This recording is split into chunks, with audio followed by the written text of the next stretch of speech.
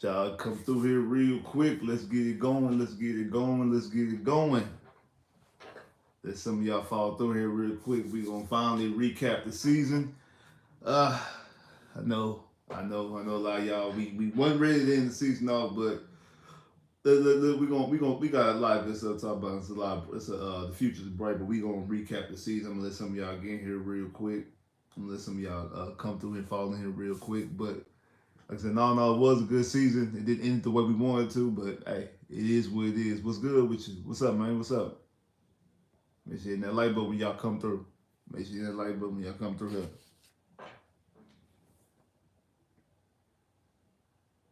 Yeah, man, what's the deal? What's the deal?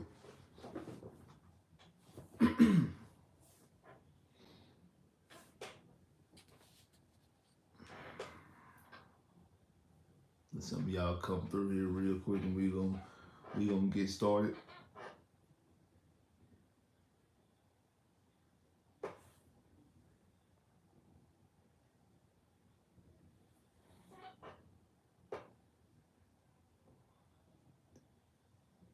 I see y'all already talking about people need to y'all already need to go. Don't worry, man. Some of them guys, they ain't really got no choice. They gonna be leaving regardless. They gonna be out here regardless, no matter what. Next year, that Lombardi is ours. Hey, you never know. You never know. I definitely feel like we gonna be in the mix. Uh, I definitely feel like we gonna be in the mix. So the 2023 NFL season for the Houston Texans, we ended off 10-7, won the AFC South for our seventh straight time in franchise history. With a seven game improvement, won a playoff game, won a hosted a playoff game, won a playoff game, and lost in the divisional round. We all know it ended abruptly in hard fashion against the Baltimore Ravens in Baltimore, 34-10 in the divisional round, which is actually, ironically, the furthest our franchise has ever went. My season started off in Baltimore, 25-9, lost at Baltimore to start the season off, and it ends in Baltimore, 34-10. So we was only able to get one more point this past go round, and wasn't really able to do anything offensively. Neither game we scored a touchdown in, but from an offense standpoint, we scored a touchdown from a punt return in the playoff game. But all in all, I know we was all sad, we was all mad, we was all disappointed coming into the after the game, immediately after the game. But sitting back thinking about it and just looking at the season as a whole, a lot of things to be encouraged about, a lot of things to advance about, a lot of things. We've had our franchise quarterback in C.J. Stroud. We have our anchor on defense, Willie Anderson. We have, I believe, a Mike Tomlin type of head coach is going to be here for 17, 18, 19 plus, 20 plus years type situation. Stingley has emerged himself as a bona fide number one corner, and I believe that he's going to be in the conversation to be a top five, if not number one or at the very least number two cornerback in the whole NFL next year. And Darius Stingley. Nico Collins has emerged himself and put himself out there as a bona fide weapon, a big play guy for the Houston Texans. Same thing with Tank Dell. You've seen that what you have out of Tank Dell. It's things to be improved upon for sure. But I definitely think that this season is definitely a vastly strong improvement. No matter what your expectation was coming into the season, no matter if you thought we was only going to win 2 games or you thought we were going to get to the playoffs, I think you should be overall pleased of what happened. Did it end how we want to know? You want every season to end with a Super Bowl. Point blank. You want every season. You want every play, offensive play to end with a touchdown. You want every defensive play to end with you forcing a turnover. I mean, that's what you want. You want every game to be a win. You want to win with. You want to end the game with. You want to end the season with a Super Bowl. So again, so if you ask from that standpoint, was this a success? No. If you judge everything by championships, then no, it wasn't a success. You didn't win. But if you judge it by improvement, oh yeah, it was. From what people thought you were going to be, and pretty much what you thought you were going to be, unless you were somebody who thought we were going to win the championship, you should be pleased. Now, should you have been happy after the game? No. Nobody should be happy after the game. Like, if anybody was happy after the game, we know it's just the season. Like, immediately after the game, uh, I don't know. Like, I don't know what. Now, if you want to sit back days later, weeks later, and then sit back like, man, it really was a good season. Like, then okay, then yeah, I get that. But right after the game, some people like, man, why are you complaining at the game? Like, no, I'm gonna break down what I thought I seen, because I want this team to win the championship. But I can sit up here and sit back and think about, like, okay, yeah, we have advanced and we are moving and trending in the right direction clearly. But like I said, the Houston Texans, like I said, the 2023 season, D'Amico Ryan's first year as a head coach, period, first year as a head coach for Houston Texans, former player coming back. Remember, he was defensive rookie of the year, his rookie year in the NFL. Could he also end up being coach of the year? At the very least, he's going to be number two. Out him and Kevin Stefanski. Uh, I've been saying pretty much since like the last like 3 weeks, last month of the season. I felt that Kevin, especially after Cleveland came into Houston and beat us on Christmas Eve. I thought that Kevin Stefanski was going to end up winning Coach of the Year. Come to find out, he's already won Coach of the Year previously. So who knows? Maybe because he's already won one, they might well just go ahead and give it to D'Amico. Hopefully that's the case. I believe that CJ should win Offensive Rookie of the Year. I don't know if Willie Anderson is going to win Defensive Rookie Year, but I definitely think he's in the conversation. I definitely think he's a finalist. I definitely think he's top three if he doesn't win it all. I think CJ, it shouldn't be top two. CJ should be the winner. The one bona fide should win award. And CJ should win offensive rookie of the year. Willie should be in the conversation, and I think the same thing when it comes to D'Amico. D'Amico should end up at the very least be second, if not win the whole thing. He should be no lower than second, if not win. Willie Anderson should be no lower than three, if not win, and CJ should be no lower than winning. Like that's all. That's the only thing to me that's acceptable for CJ is to win Rookie of the Year. When it comes to that, it was a good season. When we seen two different players of the month. CJ won Offensive Player of the Month for the month of November for the AFC. We seen Derek Stingley Jr. win Defensive Player of the Month for the month of December. In 2023, we seen CJ win two Offensive Rookies of the Month. He won in September and back door one in November. We seen four different guys win Player of the Week. We seen Derek Stingley win Defensive Player of the Week. We seen CJ win Offensive Player of the Week. We seen Singletary win Offensive Player of the Week. We seen we seen Cashman win Player of the Week as well. So we seen a lot of guys, a lot of rewards throughout the season. We seen Tunsil be elected as a Pro Bowler. We seen just today that Willie Anderson has been elected to go to the Pro Bowl as an alternate. I think Stingley is an alternate. Nico is an alternate. CJ is a second alternate. He's not the first alternate. He's the second guy. I think Beck is an alternate as well. I seen that both Nico and Tunsil both been elected to the All AFC team. The All Defensive team is CJ and it's Willie Anderson. So just a lot of awards and a lot of good things going for the Houston Texans. I also want to talk about what I believe were the Texans' top 5 games of the season. Outside the Cleveland Browns game, the playoffs, because obviously that would be number one. It's a playoff game and you won it, so that definitely would be a top 5 game. I see more people jump in here, make sure you hit that like button. I'm gonna let a couple more people jump in here before I get and break down what I believe were the top 5 games for the Houston Texans of the 2023 season. But like I said, it was a good season. Like I said, a lot to be improved upon, obviously. But even though it's a lot to be improved upon, it's you can sit back and think about like, okay, hey, we are definitely trending in the right direction. We have a future. We have a legitimate future. And I feel like this future feels better. It feels different. And in my opinion, to me, I feel like it's better than the previous times that we've looked and seen that we've had futures. Like at the end of 2011, the first time we've ever made the playoffs.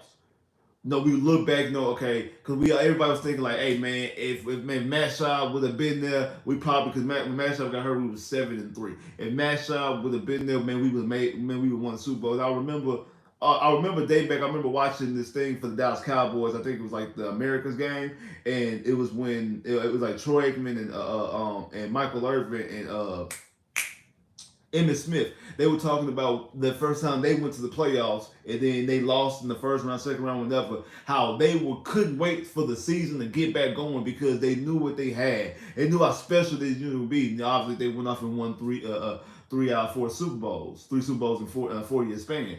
So They knew how special they could wait. I had that same feeling, the same vibe in 2011 when after we lost to the Baltimore Ravens. I'm like, man, I hate that the season ended, but I can't wait for next season because what this team has and what we see what happened in 2012. It started off good. We started off, I think, with 5-0, 11-1, and then it went off the rails after we went to New England. It went off the rails. But that game, that team there wasn't as useful as this one is. Like we didn't have, like even though we thought if Matt Schaub would have played, that Matt Schaub probably would have won and probably made it to the Super Bowl in 2011. Matt Schaub didn't get hurt because again we were 7-3 when Matt Schaub got hurt, and we was tied for second place. And we actually tied for first place. We tied for first place in the AFC when Matt Schaub got hurt that season. So we felt a little bit different. We felt, you know what I'm saying? We felt a little bit different we felt a little bit different coming to that situation. So we felt like, okay, man, Matt Schaub will play. If Matt Schaub wouldn't be hurt, this is what this team possibly could and should be able to do. And it didn't get that. It didn't get that far. We didn't get to that point what Matt Schaub could be able to do, and we didn't see that going forward. So I say all that say like that's how good we felt at the end of 2011. But it obviously didn't go out the way. But you had Matt Schaub, you had Andre Johnson, you had Arian Foster. Guys were really on the middle of their career towards the end of their career. You had young guys and JJ and stuff like that, but guys were coming in towards the back end of their career. Then you talk about in 2017 when we drafted Deshaun Watson. Oh, how Deshaun Watson looked before the first 6.5 games before he got hurt. How we were enthused coming into 2018 about what we would be able to do. But again, we didn't know what they would do in the playoffs because he got hurt in the middle of his rookie year, and we didn't get a chance to see how that panned out. So we didn't know exactly what was about to go on. We didn't know exactly what was about to happen. So you put that into perspective. Those are the two previous times that we felt how when we felt very, very good about this team going forward. I think this is above all of it because it has a mixture of the 2011 vibe, but everybody's young. Young head coach in D'Amico Ryans, young quarterback in C.J. Stroud, young defensive anchor in Willie Anson, young defensive superstar in Darius Stingley, young receivers and weapons in Tank Dell and Nico Collins. This is only Nico Collins' third year, and the guy who's about to be a free agent, Jonathan Gennard. This is only his fourth year. If we're able to bring him back, so guys who are young, we're not talking about guys that are already in the middle of their contract. Like Andre Johnson already had 2 contract extensions, if I'm not mistaken, by the time we got to 2011. Same thing, that's how we were able to get Matt Schaub. Matt Schaub had a contract extension when we got him. Like we talk about guys on the back end of their career or in the middle of their career. When that standpoint, and then when it comes to 2017 with Deshaun, we used to have by the time Bill O'Brien was wearing thin on us. We like when we seen Deshaun. He was a rookie, and Hopkins was a young player, but the defense was starting to get older. J.J. Watt missing back-to-back seasons, missing the majority of the season type of situation. So a lot of things were going on in that aspect, and a lot of things was going on in that season. In those seasons, in particular, was the reason why we weren't able to maybe feel the way we were supposed to be feeling. But this is a little bit different. Like I said, this is a lot of youth. We feel good about the coaching staff. And I know all the talks about Bobby Slowick I said David Garrard, Gerard Johnson possibly getting head coaching jobs or offensive coordinator jobs again. I do believe that one of them is going to leave. I don't know which one. I don't know if it's going to be Bobby Slowick. I don't know if it's going to be Gerard Johnson. I don't know. I don't know which one's going to leave. I feel like that one of them is going to leave, and we're going to retain one. And even if we do retain one, or if we even retain both, I feel like they're both going to be gone within the next 2 years. I don't see both of them being here in 2027, like 2026 and 2027. I don't feel like those guys are going to be here. I feel like within the next 2 to 3 years, they're both going to be gone if both of them stay. Because the best case scenario is that they both stay. They both stay, then you got them both, and you just run it back next year. And then I feel like then Bobby Slowick will definitely leave next year, and then Gerard Johnson will possibly leave the year prior, the year prior. Because again, I go back to Mike Vrabel. In 2016, Mike Vrabel was a linebackers coach. Mike Vrabel got coaching interviews as a linebackers coach back in 2016. That's the reason why in 2017 we made Mike Vrabel the made him the defensive coordinator, and we moved right upstairs, and he was like some type of advisory role or something like that, and we moved him to DC to try to keep him as much as we possibly could. And we only was able to keep him for 1 year, and he ended up getting the job with the Titans after 1 year. So it's just the simple fact that Gerard Johnson is getting interviews right here, right now, to me tells me he's on the radar. And if he's still a Texan within the moment he becomes an OC, that OC year, as long as he has a good season, he's going to get a head coaching job. He's obviously going to be gone again, unless the opportunity is not the right opportunity for him. Like that's the only thing that I think is a hang up. Like I don't think neither one of those guys are going to just take jobs just to be taking jobs. I don't feel like neither one of them is going to be just taking just to take a job, just to take a job. I think they'll take right situation jobs. I don't think they'll take the Carolina Panther job. You see, no one's took the Titans job. Like I don't, because those are just jobs to me. Like I feel like those are jobs. Washington's a good job. The Chargers was a good job, but obviously we just went to hardball. I think the Falcons is a decent job, but again, the Falcons are more likely going to end up hiring Bill Belichick. Like those are good jobs. I feel like. I don't feel like the Titans job or the Saints offensive coordinator job. I don't feel like that's a good job. Things like that. So again, if it's a bad, poorly job, I don't see those guys leaving. But if it's a good job, those guys I feel like will eventually leave. Again, I don't know which one out of Bobby Slowick or out of Gerard Johnson is going to leave, but I do feel like one of them is going to leave.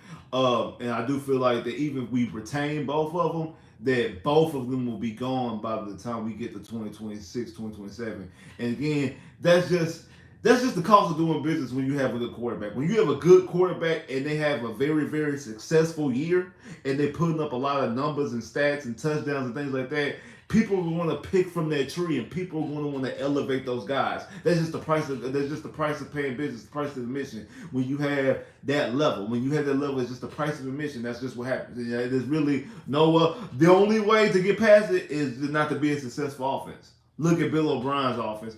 Bill O'Brien never had offensive coordinator leave. Like no one was willing to hire George Godsey. Nobody was really willing to hire Tim Kelly. Nobody wanted to hire those guys. Nobody wanted to hire those guys. The only person who generated coaching interest under Bill O'Brien was Vrabel. That's the only one. Other than that, nobody else was generating any coaching hires. And I know Bill O'Brien was calling plays a lot of times as an OC, but no one else wanted to hire anybody because you didn't have a successful offense. No quarterback coach or anything was like they was getting any jobs because you didn't have a successful offense. Even with Deshaun Watson never had top 10 offense, even though the Texans offense is only top 15, and some of that got to do with CJ not playing a stretch of the game because when CJ was there, the Texans offense was the number 6 offense and number 2 passing. So they know how good this offense can be. And again, I think a lot of it has to do with people were unexpecting the Texans. I think a lot of people bought into the Texans being a top 5 worst team, that we were going to give the Arizona Cardinals the second pick in the draft when we trade up. I think a lot of people bought into that narrative. I think a lot of people, without them even being honest, bought into the whole C.J. Stroud not being a good quarterback because he played at Ohio State and the whole S2 score thing, because that's why they always constantly bring it up. I feel like those things or and how people really viewed the Texans going into the season is the reason why now you got your offensive coordinator and your quarterbacks coach getting all this attention. That's why they're getting all this. That's why they get multiple second interviews, not just interviews, multiple second interviews. I know people also want to bring. Ben Johnson stayed last year. I think these guys will say, remember, Ben Johnson took a couple first interviews and then that was it. He decided, I'm not going to do it. And the Lions didn't make the playoffs. He decided that early on. He decided that very early on because the Lions won in the playoffs, so they could have hired Ben Johnson. Ben Johnson stayed back very early on. He didn't take second interviews. Both Bobby Slowick and Gerard Johnson both are taking second interviews. And because they both taking second interviews is the reason why I believe that one of them is going to be gone. Because I think that they really are interested in leaving and pursuing other opportunities. Now, again, I do think that obviously people have to hire them. You got to give them a job. Again, unless they doing something crazy in the interview, I think that they do have some interest, especially Gerard Johnson. I think he's the one. I think Gerard Johnson is sitting back and looking back and like playing like, I'm gonna see really I'm gonna see exactly what Bobby Slowick is gonna do first. Let me see exactly what Slowick is gonna do first before I make any type of decision. I don't know what I'm gonna do first. I'm gonna sit back and wait. I'm gonna chill for a little minute and see what he does. If he stays, then I'm gonna probably dip. If he leaves, now I can stay in Houston and be the OC for CJ for a year and put up a whole bunch of numbers and really get a real good job. But when it comes to Bobby Slowick, if Bobby Slowick decides to stay, I can see Gerard Johnson deciding to leave. I can see him be like, you know what, hey, uh, I want to call plays now because I want to be a head coach. Because from everything I've heard, that he does want to be a head coach. I want to be a head coach, and so my fast track of being the head coach is let me go over to Philly and call plays for the Eagles. Let me go to Cleveland and call plays for Deshaun Watson. Let me go to the Falcons and call plays for the Falcons. I think the Falcons have reached out to him as well. Like let me call plays for some of these other squads, and let me go to Pittsburgh, especially if they can get especially if they find a way to get a quarterback. Let me call plays for some of these other guys and possibly get my name out there and possibly able to get an actual legitimate head coaching opportunity the following year. So I think he's going to wait and see. So I think it depends on exactly what Bobby Slowick does before we get to exactly see exactly what Gerard Johnson's going to do. But again, like I said, it's just the price of business. That's really what it is. Really what it is. It's just like if they're able to if you have a quarterback that's that good and that talented, that's what happened. I do believe a lot of it has to do with people not expecting a lot from the Texans and expecting even more little was I expecting very little from Texans and even more not expecting even less. I mean, expecting even less from CJ. That's what I think. Like, I think they expected very little from the Texans, even less from CJ. That's why I feel like that's the reason why. So when they see this offense moving like this and grooving like this, hey man, we got to see exactly. We got to see exactly. Um, we definitely got to see exactly how this offense is moving, why this offense is moving like that, and what can we do to have an offense similar to that. So we're gonna see what it is. Now, like I want to do something like I said, I want to talk about the top 5 games. In my opinion, Texans won 10 games. The top 5 games of the Houston Texans 2023 NFL season. The Houston Texans, like I said, won 10-7. They Houston won 27. I said 27. The Houston Texans went 10-7 and won the AFC South for the 7th time in Texan history. Uh, Texans went 10-7. They won their seventh straight, not seventh straight. I don't know why I said seventh straight. The Texans went 10-7 and won their seventh AFC South title. We already know they went to the playoffs, won one game, lost another game. So this is what I feel like are the top 5 games without the playoff game, because obviously the playoff game you won the first one, you won 45-14. That'll definitely be the #1 game of the season. Playoff game, NRG was rocking. We all know that. We all understand that. So outside of the playoffs in the regular season, these are the Texans, in my opinion, the top 5 games and why. Number 5, game against Denver, 22-17. Houston Texans win. Reason why it's 5. You knocked off the hottest team at that point in time. The team won 5 straight games going into they were a game behind you and were behind you in the playoff standings. I think we had the same record, right behind us in the playoff standings because of conference record. If they beat you, they jump you, and then they won the following week. So if they would have beat you and then won the following week, they would have won 7 straight games. More than likely, Denver would be in the playoffs, and the Texans probably would not. Even though the Texans end up winning their division, the Texans probably wouldn't have been in the playoffs if they don't beat Denver. Like I said, at that time, it was a good team. It's part of the reason why Russell Wilson ended up getting sit down later on that season because they end up giving up on the season. Because I think if Russell Wilson wins that game and then wins the next, I don't think the Denver Broncos are sitting Russell Wilson down after he's winning 7 games in a row for non-injury issue. I think that would be a very horrible look for Sean Payton and the Denver Broncos in total. And I think the Broncos fans would have turned on him if that would happen. So the Texans actually had a hand in Russell Wilson not playing the rest of the year. Like I said, but you won 22-17. it was a breakout game, a breakout game, and probably the best game for both Willie Anderson and Derek Stingley. It catapulted Derek Stingley to being Defensive Player of the Month. He had 2 interceptions in that game. I think he had 4 pass deflections, 2 interceptions, and gave up 0 catches. Willie Anderson had a pass deflection, had I think like 3 tackles for loss, 2 sacks. Just wreaking all type of havoc. So just a very dominant performance. Won the game on an interception with Jimmy Ward in the end zone on the last play of the game or last drive of the game. Just a great solid win. Like I said, you beat a good team at that time, a team competing for the playoffs, the highest team in football up until that point, winning 5 straight games. A team that, like I said, just won 5 straight games and ended up winning after they played Joe as well. So you really ended their season, and is part of the main reason why the Denver Broncos did not make the playoffs. My number 4 game is at Tennessee. 19-16 overtime win. The reason why, you went down there and took care of business without your best player in C.J. Stroud. Just point blank play. That's why I had to put this on. This was a DeMeco Ryans game. The defense played as well as they played. Stingley, Nelson, Petrie all played well.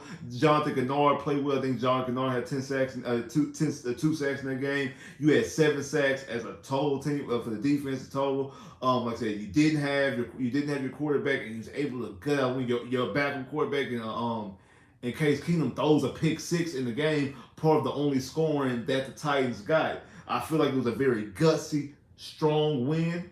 Like I said, and it showed, okay, this is the type of coach you have, that I can go out there and I can coach up on a short week, able to wow my quarterback and able to come out there and get a win against a division rival. And again, and while you're in the middle of a playoff hunt, a playoff berth, that's a game that definitely you had to have. And you went out there and you handled the business. That's the reason why it's That's the reason why, in my opinion, it's the 4th game. The 3rd game is at Tampa Bay, home against Tampa Bay, 39-37. We already know that this was the moment for CJ. Rookie record, 470 yards, 5 touchdowns, and the game-winning drive. His first ever career game-winning drive, and threw a touchdown to Tank Dell. I think we got the ball with 45 seconds left. 45 seconds left. He got the football with 45 seconds left and was able to lead his team down there. They had a game-winning touchdown, and then actually end up giving Tampa Bay the ball back. I think with 5 seconds left. So really, you drove down the field in 40 seconds. In 40 seconds, had to have a touchdown, got the touchdown.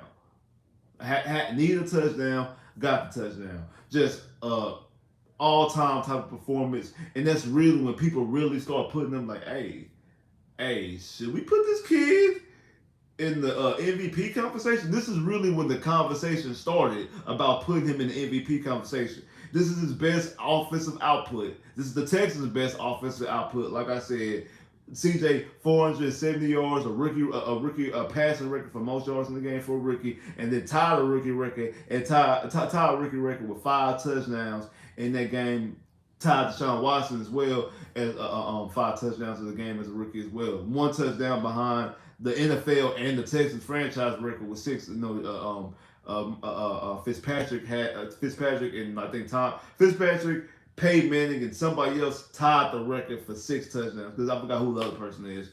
But Fitzpatrick is one who got 6 touchdowns. He got that against the Titans in 2014, if I'm not mistaken. 2014, he has that against the Titans at NRG. But CJ just 1 touchdown shy of that. But again, just a all-time performance, first ever career game winning drive. To me, that is the 3rd best game of the season for the Houston Texans. Now, this one, y'all might disagree.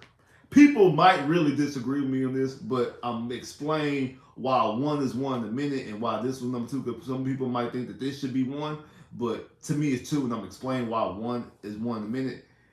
Number 2 is the last game of the season at Indianapolis, 23-19, Houston Texans. That game right there.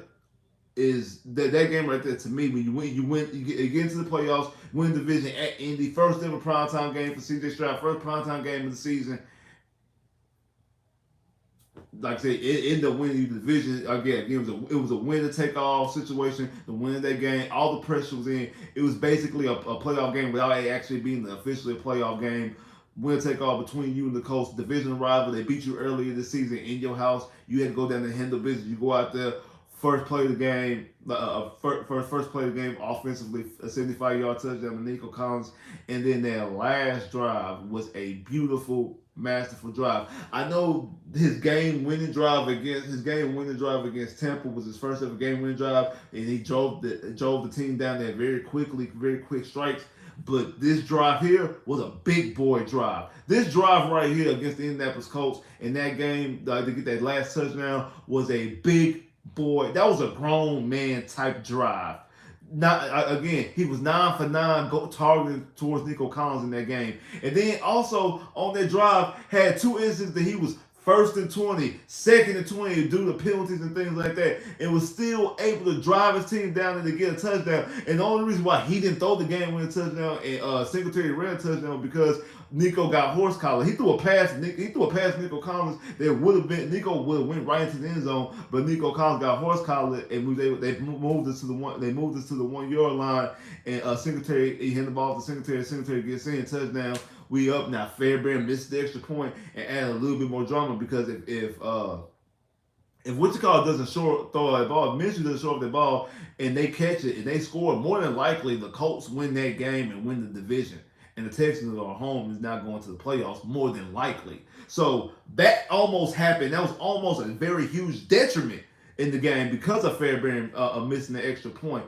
But even still, in my personal opinion, I feel like that's a top game. And that is the number 2 game in my opinion because of what number 1 is. I'm explaining what number 1 is in a minute. But again, it was a very gutsy performance. A performance that you have to have because again, you just win take all, and it showed everybody in the field that the Texans are not here to mess around with. The Texans are here, and they're a legitimate team, and we didn't put them on prime time none of the season. That was my bad. That was my mistake. We should have been put them on prime time. They belonged in the moment. They deserve to be here. They deserve everything that they get, all the good credit, all the good talking. They deserve all that. And C.J. Stroud really is that dude at quarterback. And really, if you didn't know before, this right there should have cemented C.J. Stroud of being Rookie of the Year because he missed 2 games. He missed 2 games early in the season, and people tried to take him out of the MVP, take him out of the Rookie of the Year conversation. But this cemented why he should have been why he was in the MVP conversation for a while, and this also cemented why he is undoubtedly the Rookie of the Year, the way he played in that game. And I have that number 2. And I know some of y'all like, what? So what's number 1? Number 1 is at Cincinnati. The win in Cincinnati, 30 to 27. Houston Texans beating the Cincinnati Bengals. The reason why, outside one, is our most impressive win. This is the best team that we played outside of the Ravens in any capacity. This is the best team we played in regular season or postseason outside of the Ravens. The Ravens are the best team the Ravens are the best team that we played, and the Bengals are the next team after that. And so the Bengals are the best team that we beat. Bengals are the best team that we beat. You beat. Remember the Bengals just like I was saying about the Broncos, how they were winning 5 games. I think the Bengals had won like 3 or 4 straight games. Joe Burrow was healthy at that standpoint in time. He was getting into it. He was getting into his groove. He was looking like Joe Burrow, looking like the second best quarterback in the NFL, looking like how we know Joe Burrow to look. I think Jamar Chase was hobbled in that game. Now, if I'm not mistaken, I think T. Higgins did not play. But in all, still, the Texans showed a lot of grit in that game as well, and showed exactly because that's the game that Singletary ended up winning play of the week. If I'm not mistaken, he had 150 yards on the ground. This was a game that you had a 10-point lead on the road against Joe Burrow and the Bengals, and you coughed it up, and you still walked away with a victory. You don't have 10-point victory. You don't have 10-point leads against good teams, especially good quarterbacks in their house, and give them up and expect to win. That doesn't happen. If you go to Kansas City and have a 10-point lead and you give it up, you're not winning that game. You go to Baltimore, you got a 10-point lead against the Ravens, and you give it up, you're not winning that game. Against the Buffalo Bills, against Josh Allen, you got a 10-point lead, and you give it up, you're not winning that game. Back in the day against Green Bay and Aaron Rodgers, you had a 10-point lead and you gave it up. You're not winning that game. Against the Patriots and Patriots with Tom Brady, you had a 10-point lead and you give it up. You're not winning the game. Against the Colts, Peyton Manning, you give it up. You're not winning the game. You had a 10-point lead against Joe Burrow in Cincinnati, and you gave it up in the fourth quarter with 3 minutes left to go in the game. And you gave it up, and you still found a way to win. Another game-winning drive by C.J. Stroud. His first one was his first game-winning drive in 2 minutes was against the was against Tampa Bay the week before, and then he backdoored and did it again. A game-winning drive. Now this time, Amendola had to kick the game-winning field goal for you to win. But again, a game-winning drive. Going out there against the best team that you beat, the Cincinnati Bengals, Joe Burrow. Because again, if Joe Burrow doesn't get hurt, I believe the Cincinnati Bengals, they might not win the division, but the Cincinnati Bengals are definitely in the playoffs. They're definitely in the playoffs. Joe Burrow doesn't get hurt. Who knows if he does not get hurt, because this following week they play against the Ravens. If he doesn't get hurt against the Ravens, even after we beat them, if he doesn't get hurt, I believe they go to the playoffs. If the Bengals beat us and Joe Burrow doesn't get hurt and he goes into Baltimore and beats Baltimore, the Ravens might not win the division in Cincinnati, and Joe Burrow might win the AFC North. That's what type of team that team is. We all understand exactly how good the Bengals are. They were in the last 2 AFC Championship games. They were in the Super Bowl 2 years ago. Like, this is a legitimate team, and you went inside their house. Coughed up a 10-point lead with 3 minutes, with less than 3 minutes to go, by the way, and still found a way to win the game. Still found a way to win the game. So when you look at stuff like that, when you look at seeing things, and when you look at stuff like that, and you look and seeing things like that, that's the reason why I have that game as my number one game. I know a lot of people might have the indie game because it was a game that ended up taking you to the playoffs and putting you to the playoffs. I understand that. I get that. I have that number 2 because of the team that was, again, both games on the road. Both our games, 3 of our top 5 games, in my opinion, were road games. At Cincinnati, at Indianapolis, and at Tennessee. And the reason why Tennessee is because you didn't have your quarterback. But the two top ones were both road games against both of them against good teams that vying for playoff spots, and then the vying for playoff spots. One was in your division, and then the other one was a team that's fully loaded. It's one of those fully loaded teams. And again, you're talking about out of those 5. You talk about out of those 5 teams. You're talking about 4 good teams.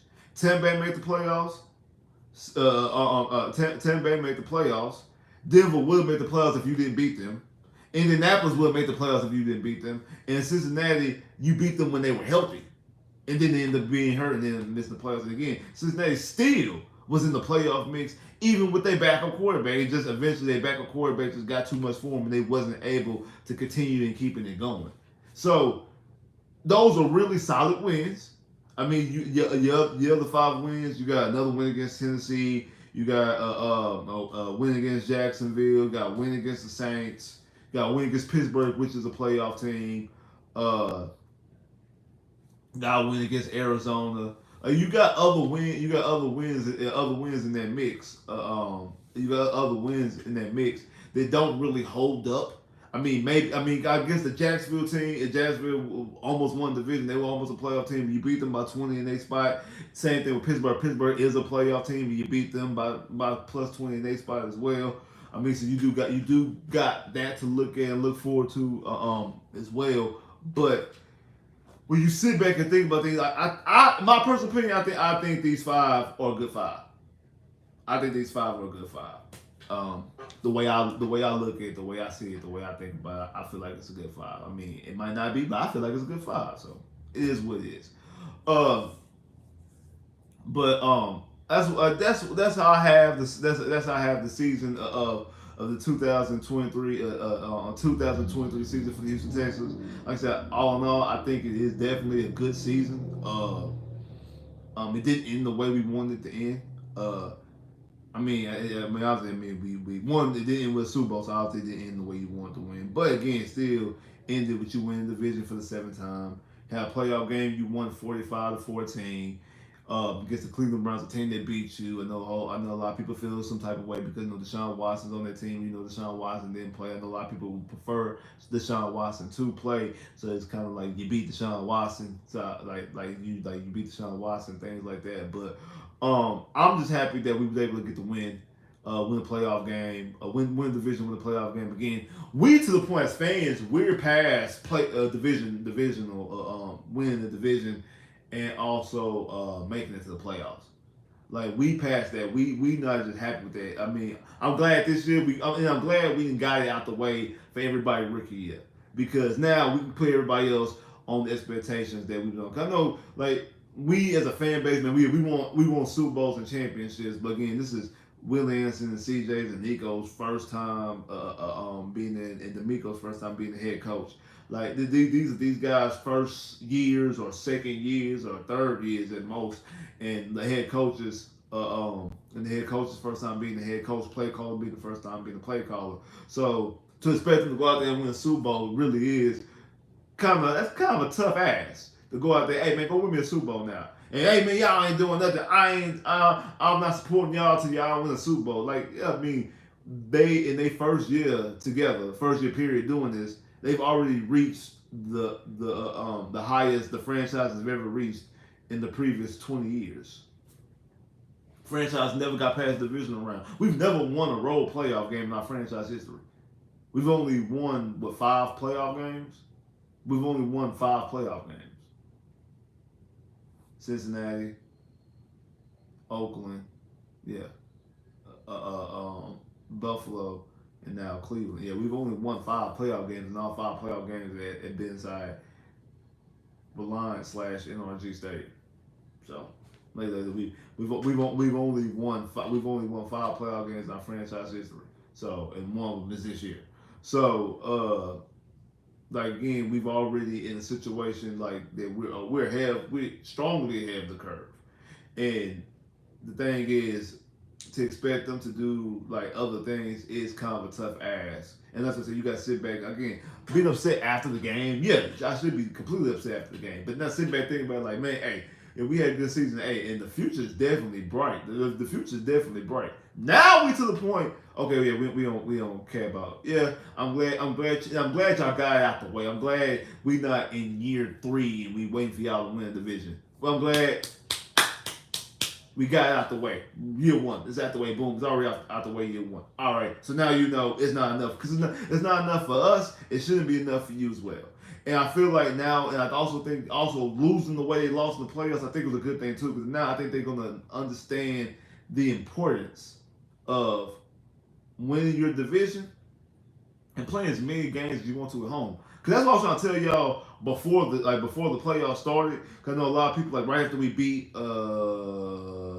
Indianapolis and we were guaranteed a playoff spot, but it wasn't sure that we clinched the division. People were like, man, I want to go to Kansas City, man. I want my revenge for the 24-0 loss. Oh man, I want to go to Baltimore to get my revenge for week 1. I want to play this. I want to play that. And I was saying I want to win the division. I want to win the division so we can host a playoff game, and I want as many playoff games as I possibly can. I don't want to be the lowest seed because the lowest seed plays Baltimore, has to go to Baltimore. I don't want to go to Baltimore. Now again, the weather conditions weren't ideal. They weren't horrible, but they weren't ideal. They weren't the best weather conditions that they possibly could be. Obviously, I think they said the wind was really swirling back there. It wasn't the best conditions that you wanted to be, but it also wasn't just completely horrific and just completely I can't believe it type situation. So I'm just saying like so it kind of is what it is when it comes to the weather.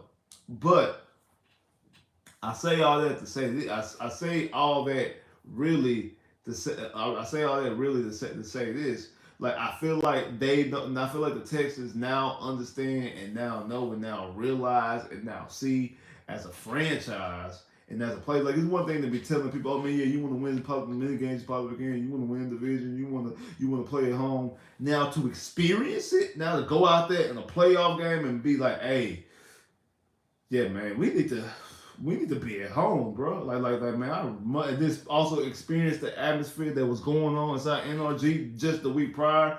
I want to win, so we don't let those games like the Panthers happen. We don't let those games like Jacksonville at home happen again. I think some of that also got to do with the fans too, because now I think the fans should be rocking because at the Jacksonville game on Thanksgiving, was it the Jacksonville game at Houston, the fans weren't really showing up like I thought. Because again, that was the most important regular season game of the Houston Texans, most important home regular season game for the Houston Texans. Mm, at least in the last 5 to 10 seasons. So what? 10 seasons between 13? Yeah. So yeah, it is because again, no other game regular season. I'm not talking about regular season.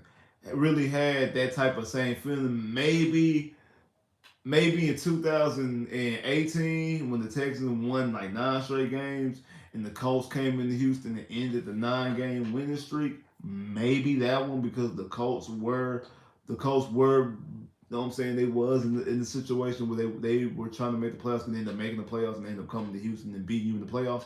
That maybe possibly they could have been in the situation for the division, but not. But like maybe so. But like this one, if you would have beat Jacksonville, you would have swept them, and then that last game against the Titans and Jacksonville wouldn't even matter. Again, it all worked out because the Texans ended up winning the division anyway, so it ended up all working out. But like I was expecting more people from like more people more being the fans, and I feel like especially how the fans was there against the Browns in the playoff game. I feel like we're not gonna have that issue going forward. I feel like it's gonna be 70,000 strong going forward. But I say all that to say this: I feel like now they start to understand the importance of those games against Jacksonville, the games against Carolina coming off a bye week, opening day against the Ravens, the first home opener against the Colts when you came out and you wasn't ready to play a game. It looked like the game against the Jets and things like that. They gonna start to understand the importance of those games because they want to know. Hey, we need to handle our business in the regular season because we handle our business in the regular season. We host as many games as we can at home. We win our division. We have top, especially this year, because this year you're gonna have to play. You're gonna have to go. You got Buffalo and Miami. So no matter who wins their division, one you play the whole division, the AFC East. So you have a chance to have a tiebreaker over that division because you play the whole division.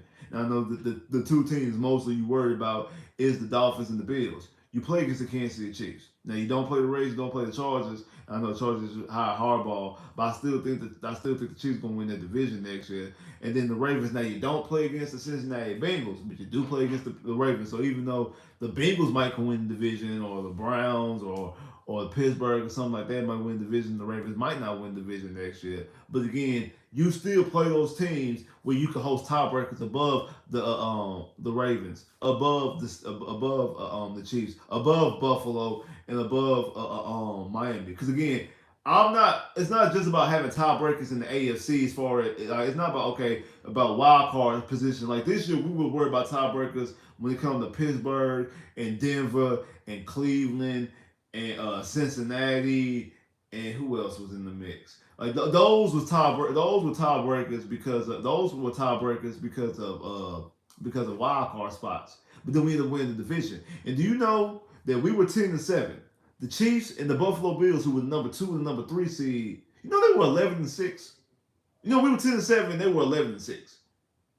And both the Falcons, that's the other game I'm thinking about. The Falcons and the Panthers, that you both in both those games, you had the lead with a minute left to go in the game. Do you not realize that? In a minute left to go in both those games, the Falcons and the Panthers, you had a minute left to go in those games. You had a lead. If you win both of those games, you have 12 wins. You're 12-5. You're the number 2 seed. If you win one of those games, you have the tiebreaker over the Bills because you have a better conference record than the Bills. Because the Texans still ended the season with a better conference record than the Bills. The Texans have a better conference record than the Bills, but the Bills have a better record. That's the reason why the Bills. And the reason why the Bills are number 2 seed because the Bills had the head-to-head tiebreaker against the Chiefs. If the Texans would have had 11 wins. It would have been a three-way tie. The Texans would have been the 3 seed because they would have the tiebreaker. Because then, since it's 3 teams tied, they go by conference. Because like they don't go by head to head, they go by conference. The Chiefs would be the number 2 seed. The Texans would be the number 3 seed. Buffalo would have been the number 4 seed. That means Buffalo went to Baltimore, and Texans will probably went to Kansas City. So you probably still lose because you probably go to Kansas City, but you don't have to play against you wouldn't have to play against the Ravens in the AFC Championship game. And again, if they would have won 2 games, if they would have won 2 games this season, they would have won 2 games this season. They won 2 more games. They would have won the Falcons and the Panthers, or the Panthers and the Jags, or the Panthers and whoever. Because I keep on hopping the Panthers because that's just a horrible loss. If they win 2 of those games, do you not know that the Texans would have had the number 2 seed, and last week we would have been inside NRG Stadium? We would be inside NRG Stadium. Who we would have played, I don't know, because that kind of flips a lot of the a lot of things. We would have been number 2 seed, so that means Buffalo would have probably played Miami, because then Buffalo would have been Buffalo would have been the 3 seed, so Buffalo would have played Miami, and then Kansas City would have to play Cleveland. And then who knows? Cleveland might have beat Kansas. Cleveland could have beat Kansas City. Like a lot of different things could have happened. You could have possibly been facing. You might have been facing Cleveland in the next round. You would have faced Pittsburgh in the first round of the playoffs in the wild card round, and then the division round you could have been possibly facing Cleveland. And then had to go to Baltimore in the AFC Championship. We be playing this week, getting ready for the Baltimore. We be getting ready for the Baltimore Ravens in the AFC Championship game, which is a completely different side, a whole completely different spectrum. Because now we somewhere that this franchise has never been before. That's the importance of winning your division and winning as many games possible that you can win in the regular season. I think that is a lesson that's been learned, especially with that 34-10 league loss. I feel like that's a lesson that has been learned and that will be learned by C.J. Stroud and the Houston Texans. And I feel like because of that lesson that I feel like they can and should and would be learned, they're going to come out even better now. And they're going to come out even swinging, they're going to be coming out even swinging now. And I feel like they're going to handle their business in the regular season and find a way to have better position in the playoffs. Does that mean they're going to be number 1 seed? I'm not saying they're going to be number 1 seed. They mean they'll be number 2 seed. I don't know. But I feel like they're going to handle their business a little bit different. Because I don't believe that both Buffalo and Kansas City only going to win 11 games next year. I feel like you're going to have more teams like normally. Because this is just, I think, kind of like bad years for some of these good teams. Like the Chiefs and things like that. I feel like we're going to see these franchises get back to having 11 wins. I don't think it's going to be, 11 wins won you the number 2 seed. When does 11 wins win you even when it was a shorter season? 11 wins didn't win you the number 2 seed. The Texans went 12-4 and was the 3rd seed back in 2012. 12-4, they were the 3rd seed. Normally you got to be 14-2 to win the number 1 seed, and 13-3, 12-4 to win the number 2 seed. Normally, back then, 10-6, normally 10-6 would be a wild card. It barely win division if you had a bad division. I know we won 10-6 in 2011, but it was a bad division. That's why we went 10-6.